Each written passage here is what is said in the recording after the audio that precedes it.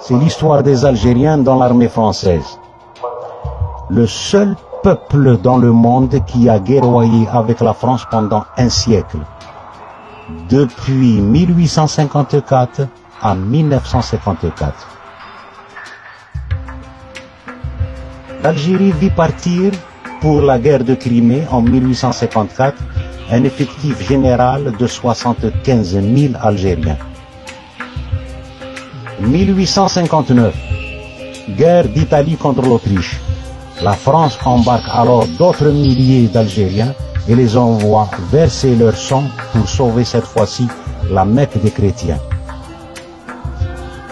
Pour la seule année de 1860, l'Algérie vit partir ses enfants soldats pour Damas en Syrie, l'expédition en Chine, l'expédition de Cochinchine et l'expédition du Sénégal. En 1862, l'expédition du Mexique. L'Algérie vit partir 30 000 Algériens pour créer un empire au profit de l'archiduc Maximilien et son épouse Charlotte. La guerre de 1870-1871. Dans les graves circonstances, le gouvernement français songe aux enfants algériens qui sont appelés à rendre de grands services à la France pendant la campagne du Rhin.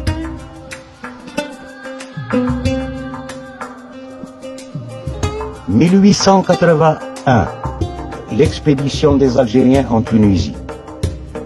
L'expédition des Algériens au Dahomey, 1892. L'expédition des Algériens à Madagascar, 1895. L'expédition des Algériens au Soudan, 1898. L'expédition des Algériens au Maroc, 1906. Et deuxième expédition des Algériens en Chine, en juin 1900. Première guerre mondiale, 14-18. Tant qu'il y aura des Algériens, il y aura des soldats. L'Algérie vit partir 170 000 soldats. Comme leurs ancêtres et leurs pères, beaucoup ne reviendront pas. La Seconde Guerre mondiale, 39-45, 140 000 Algériens ont participé. Décembre 41 dans le désert de la Libye. 42-43, la libération de la Tunisie.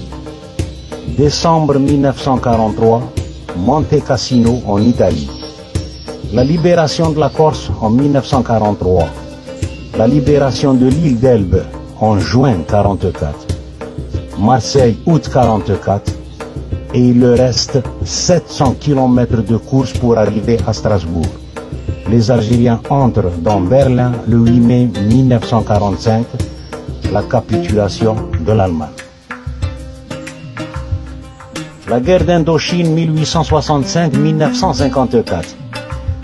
Voilà 89 ans depuis l'expédition française en Cochinchine en 1865 que l'Algérie ne cesse de fournir des combattants pour la guerre d'Indochine.